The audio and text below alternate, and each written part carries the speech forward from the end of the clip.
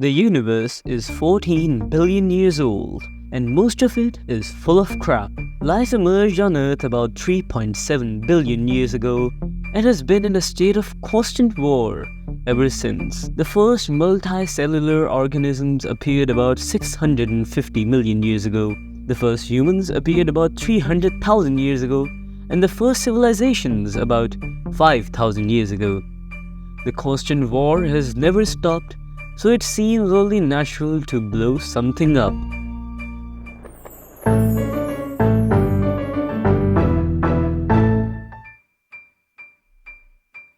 We're going to do a thought experiment where we nuke the Middle East. In the future, we'll have to go to the moon and get our oil. Fossil fuels are killing the environment and will lead to an uninhabitable world within the decade. Later on in this video, we'll discuss crazy theoretical technology that we are decades away from developing that may solve the problem. Or you can just vote the bad people out of power. That definitely always works. Space is really big. If you tried to think about it, you'd fail. But how do we colonize it? We are going to need a lot of energy. We are also going to need a lot of water. And we are going to need a lot of materials. So what are we going to use for energy? We start with the sun. We've gotten all of our energy from the sun up to this point, so why stop now? The sun is the reason we are all alive and the reason life as we know it exists at all. Someday, the sun will die, taking everything in the solar system with it.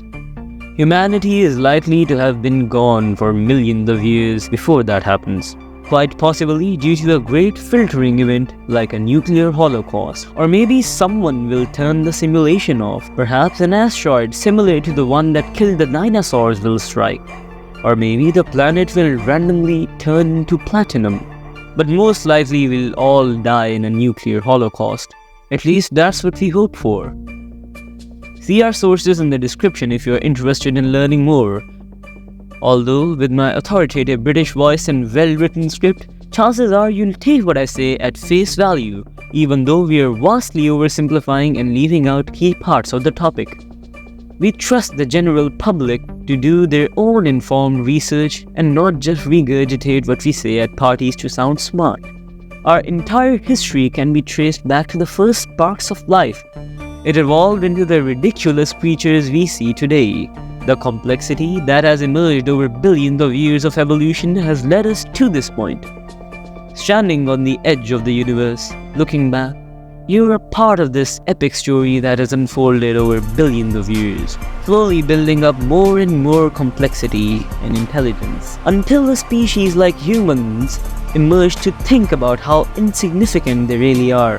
If you want to feel insignificant, and we think you do, think about the fact that the universe is 14 billion years old, and that there are trillions of galaxies in the observable universe, and that there are trillions and trillions of stars in each of these galaxies, and then count all the planets in the universe, and then count all the different ways life could have emerged and evolved in the universe, and then count all the ways that all of those things could have led to you.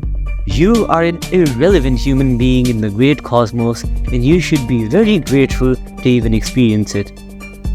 But you're special, in the sense that you're part of the epic story that is the history of life on Earth. And you're special in the sense that you're part of the epic story that is the history of the universe. You are special because you exist, because there's something instead of nothing. We try to end these videos in a comforting way, but if we're being honest, we are not very good at that.